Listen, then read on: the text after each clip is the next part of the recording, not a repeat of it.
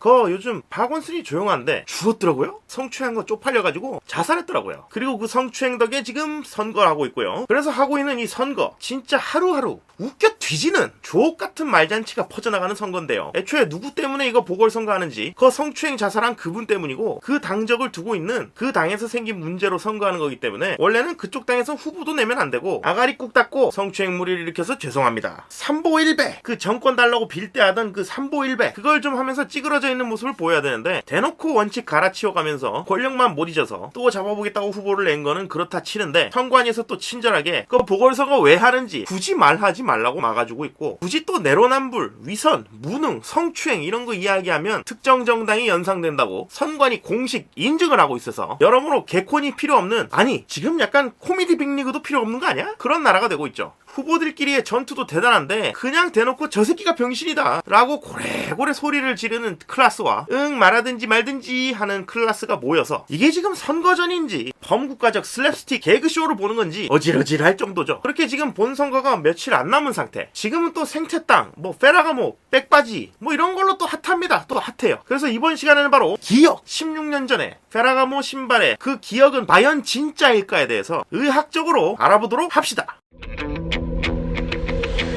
사실 뭐 16년 전 생태탕에 날카로운 추억 어쩌고 하는 행동은 실제로는 뭐 판사님한테 헉! 저는 16년 전 양말 문양도 기억납니다. 아무튼 하루에도 수십 명이 오락가락하는 잘 나가는 생태탕 집이지만 그날 그분 페라가모는 확실히 기억이 난다고요? 하는 순간 바로 님 위증 노노 허위 진술 노노라고 판사한테 망치 한 대 쳐맞을 소리를 하고 있는 건데요. 과학적으로 사람이 어떤 상황이나 본 것을 기억을 할 때는 여러 가지 복잡한 과정을 거쳐서 기억을 하게 되는데 그렇다고 눈 뜨고 있을 때 보는 모든 것들을 다 기억하게 되면 당연히 엄청난 과부하를 일으키기 때문에 걸을 건 거르고 기억을 해야 할 일이 있으면 남겨놓는 그런 작업을 하게 됩니다. 그 과정을 설명하는 모형 중에 하나가 다중기억이론 모형인데요. 사람은 잠에서 깬 순간부터 아주 많은 것을 보고 듣고 상호작용을 하게 되는데 그냥 스리슬쩍 얻는 정보 그냥 눈 뜨고 있으니까 이렇게 쭉 보니까는 보이는 그 정보 이런 것들을 감각에서 얻어내는 기억이라고 해서 감각기억이라고 하죠. 이 감각기억은 시각은 꼴랑 1초 정도, 청각은 길어야 4초 정도로 거의 금붕어급 기억력을 보여줍니다. 그런데 이런 넘치는 감각기억 중에서 내 주의를 끄는 어떤 특수한 상태 혹은 내가 집중을 해야 되는 그런 부분을 한번 처리를 해서 기억을 하게 되는데 이게 바로 단기 기억인 거죠. 보통은 기억해야 할 상황에 대해서 다시 한번 되뇌이고 난 뒤에 그 과정을 보여주는 거예요. 마치 수많은 사람들이 지나가는 그런 의미 없는 상황에 대해서는 단 몇 초만 지나도 아무 생각이 없어지게 되고 누가 어떤 옷을 입고 있었는지 물어보면 까맣게 잊어먹게 되는데 다이너마이트 바디의 여성이 특수한 옷을 입었다면 오야 뭐 남자라면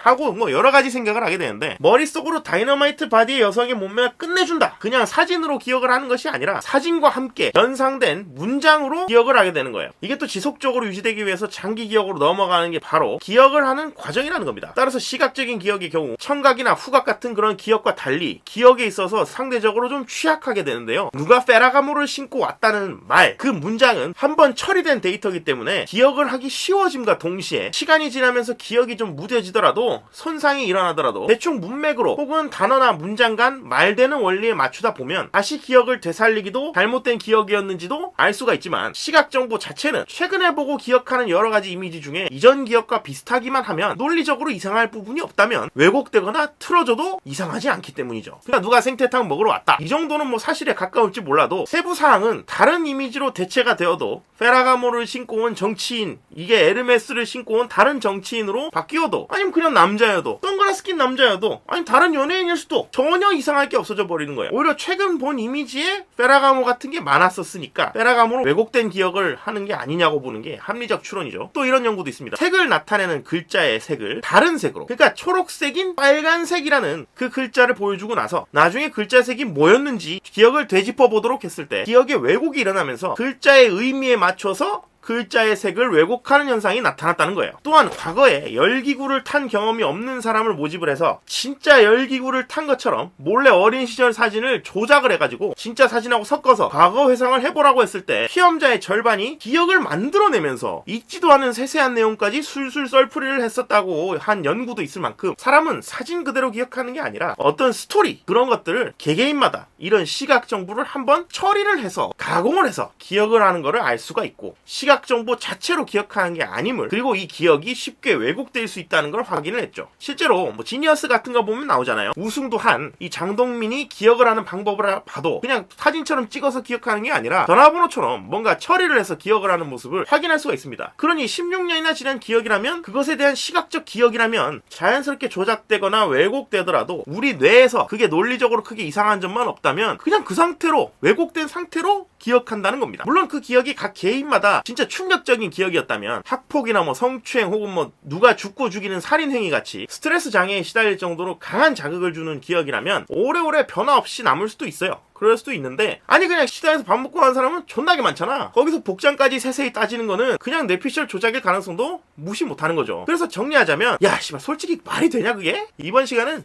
여기까지입니다. 그럼